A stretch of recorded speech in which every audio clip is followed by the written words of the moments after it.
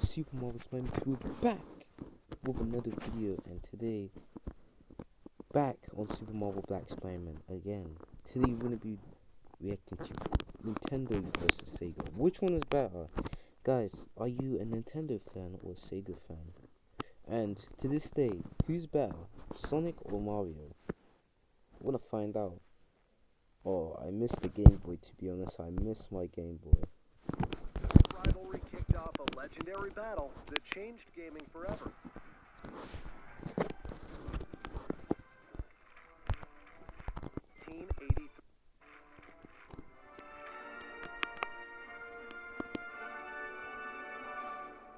It's time for Nintendo versus Sega.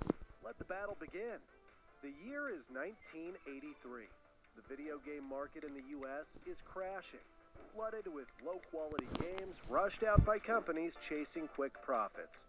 But while the West is falling apart, Japan is entering a new era. On July 15th, 1983, two consoles launched on the exact same day, completely by coincidence. One would quietly fade into history, the other would help save gaming altogether. Nintendo introduced the Family Computer, or Famicom. That same day, Sega released the SG-1000, Sega's first ever home console. Nintendo aimed to make its console affordable, but also more powerful than anything else on the market. And they backed it up with arcade hits like Donkey Kong, Donkey Kong Jr., and Popeye, games people already knew and loved. Sega's SG-1000 tried to compete. Okay, Nintendo, I have a question for you. Why, obviously, many people answer this question, but why do you want to call Donkey Kong Diddy Kong? I don't think that sounds great, Nintendo. You think? So one time, Nintendo just randomly woke up and decided, let's rename Donkey Kong to Diddy Kong. Not good. That's not good. But it never stood a real chance. The hardware was decent, just not as strong as the Famicom. And it lacked must-have titles. Launch games like Flicky, Girls Garden, and Safari Hunt came and went without much impact. Despite this, the SG-1000 still sold fairly well, about 2 million units in Japan. But the Famicom crushed it, selling around 19 million. And while Sega's consoles stayed in Japan, Nintendo's machine went global. By 1985, Nintendo launched the NES in North America, a redesigned Famicom with a new name, a sleeker look, and the same mission, take over the market. And it worked. The NES sold over 61 million units and became one of the longest-lasting consoles ever made. It remained on the market in the US until 1995. And in Japan until 2003. The NES didn't just sell well, it changed gaming forever.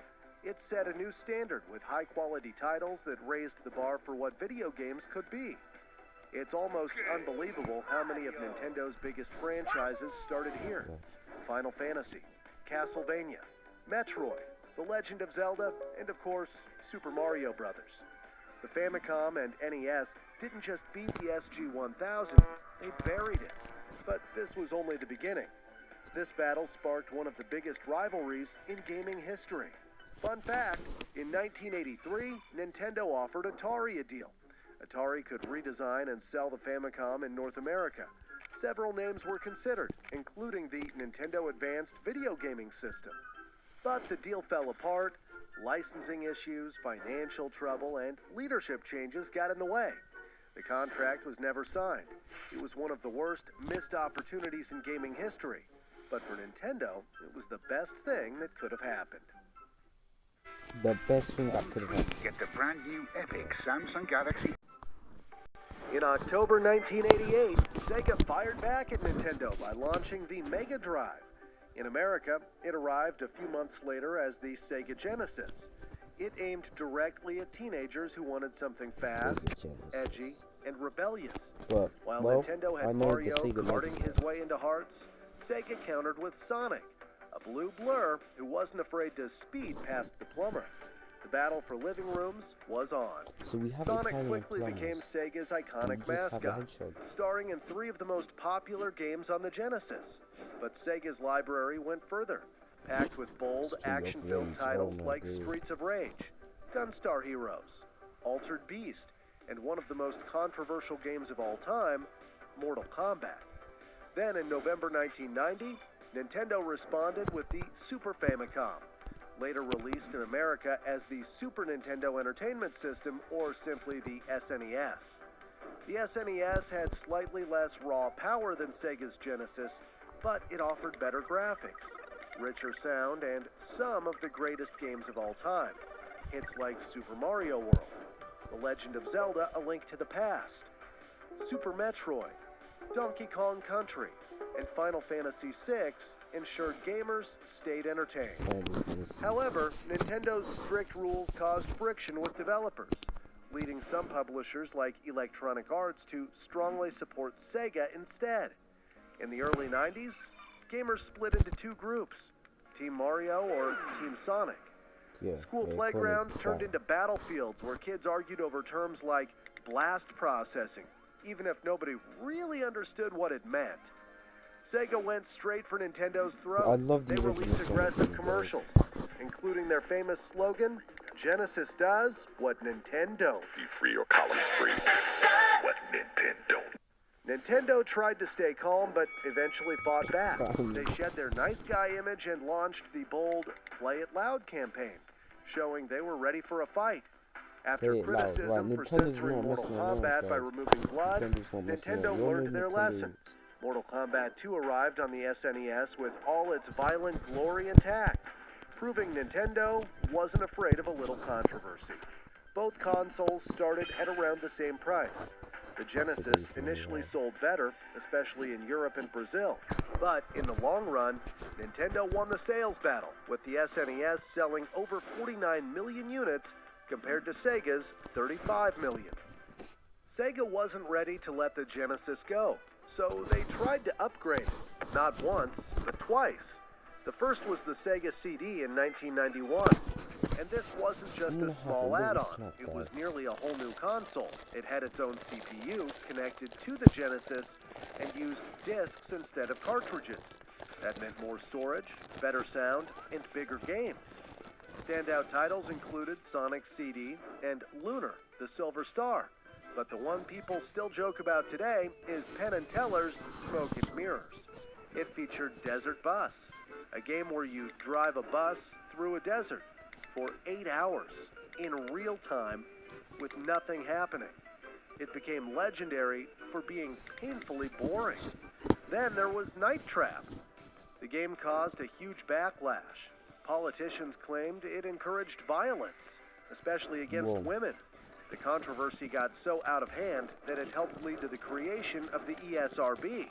But the Sega CD was expensive and failed, selling just 2.2 million copies.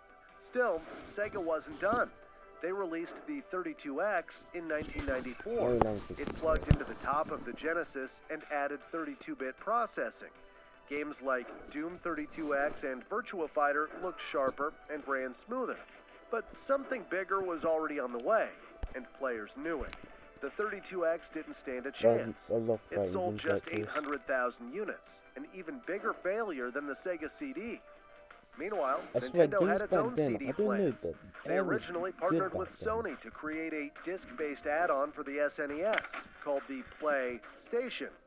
But at the last minute, Nintendo backed out and signed a deal with Philips instead, leaving Sony blindsided. Sony didn't take it lightly. Fueled by betrayal, they built their own console, the PlayStation. And soon after, they would flip the entire industry on its head. As for Philips, they launched the CDI. It was sold as a futuristic all-in-one system, but it was a disaster. Weak hardware, awkward controls, and some of the worst licensed games ever, especially the Zelda and Mario titles. It barely sold 1 million units and became one of the biggest flops in gaming history. Fun fact, you could actually connect all three, the Genesis, Sega CD, and 32X, in one massive setup. It needed 3 power adapters, a mess of cables, and probably its own shelf. But if you managed it, it was the ultimate 90s flex, even if it looked ridiculous. Toyota CHR. Oh Go my with god. confidence. Night Frame were fantastic with us. They would do. Managed it, it was the ultimate 90s flex, even if it looked ridiculous. The Sega Saturn launched in Japan in November 1994, and in North America a few months later. It had two 32-bit CPUs and could play CDs straight out of the box. On paper, it looked great, but it was a nightmare to develop for. The hardware was so complex that it slowed everything down. Still, it had some standout games like Nights into Dreams, Panzer Dragoon Saga, and Virtua Fighter 2. There were some real gems, but most stayed in Japan or got released quietly without much attention. Meanwhile, the US launch was a disaster. Sega rushed it to stores with no warning, 4 months earlier than planned. Major retailers like KB Toys and Walmart were left out and refused to stock it. Retailers were furious. Developers were angry. Gamers were confused. While Sega struggled, Nintendo came in strong with the Nintendo 64 in 1996. The Their 64 slogan is was bold, iconic. get in or 64 get out. is iconic. But The system launched at just $200, half the price of the $400 Saturn. The 64 stood for its 64-bit processor. It still used cartridges, but the games were legendary. Super Mario 64, Ocarina of Time, GoldenEye 007, Super Smash Bros., Banjo-Kazooie. The hits kept coming. While the Saturn shined mostly with 2D games, the N64 was built for 3D, which most gamers were interested in. In the end, the Saturn sold just 9 million units worldwide, while the N64 hit 33 million. But in Japan, the Saturn actually outsold the N64. whoa. But something bigger was already happening. In 1994, Sony released the PlayStation, and it The crushed original. the competition, selling over I have 100 played on million units. To PSP. make things worse for On Nintendo, PSP. studios like Square jumped ship, Them taking Final for Fantasy VII no to part. Sony and reshaping From the what the entire PlayStation RPG was. genre. Sony also offered cheaper CD production and fewer licensing At Game restrictions, Boy, pulling Xbox even 360. more developers away from both Sega and Nintendo. The Nintendo versus Sega war was fading, and a new giant had entered the fight. But the battle wasn't over just yet. Sega's final gamble came in 1998 with the Dreamcast, and it was a bold one. It was a console way ahead of its time, the first with a built-in modem for online play. It used GD-ROMs, like CDs, but cooler, and even had a tiny LCD screen in the controller that could show game info or run mini-games. It launched with hits like Sonic Adventure, Soul Calibur, and Crazy Taxi. Phantasy Star Online made history as the first online RPG on a console. All of this for just $200. And in the US, it exploded, earning $98 million on launch day. It looked like Sega was finally back. But behind the scenes, everything was falling apart. Sega was bleeding money. Years of bad hardware decisions had damaged trust. So Big Sega just publishers produced like games EA now. walked away. And to make matters worse, the GD-ROM format was easily pirated due to a Now, security to flaw. be fair, I think it's better when Sega make their own games. It's just like their games are great, but making consoles, I think maybe they should stick to the games because their games is just amazing. But I'm glad they still focus Still, on the games. Sega pushed on, cutting prices, building SegaNet, their own online service, but it wasn't enough. They lost $400 million in 1999, another $417 million in 2000, and by 2001, Sega was standing on a financial cliff. They needed to sell 5 million Dreamcasts in the US to stay in the game. They sold 3. To make matters worse, the console war had reached a new level. Sony dropped the PlayStation 2. Microsoft entered with the Xbox, and Nintendo launched the GameCube, all within 2 years. The market had That's become still a fabulous to battlefield, this day. and Sega couldn't keep up. As for Nintendo, the GameCube was their first disc-based console. But I it just used love the GameCube. I just love the sound.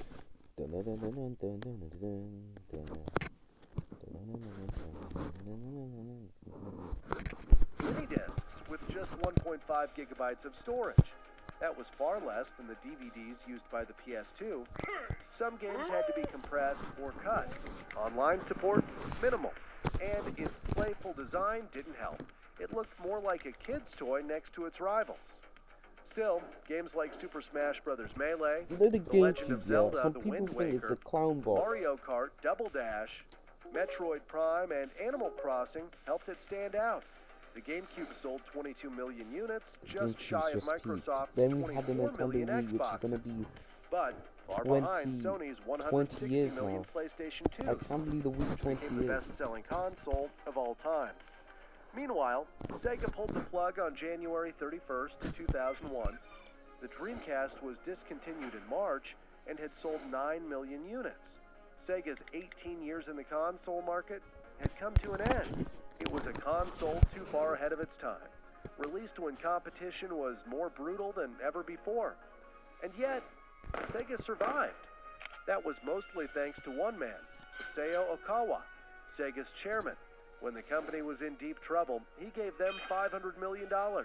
Then, in a final act of loyalty, he forgave the debt and returned nearly $700 million in shares. Just weeks later, he passed away in March 2001, the same month the Dreamcast was discontinued. It felt like Sega's console era ended with him. But Sega's story didn't end there. They kept their legacy alive with games like Yakuza, Total War, and of course, Sonic. Nintendo, on the other hand, kept moving forward. After the GameCube, they came back swinging with the Wii. Yeah, It was a that's phenomenon. my favorite. The Wii U stumbled, but their next move changed everything.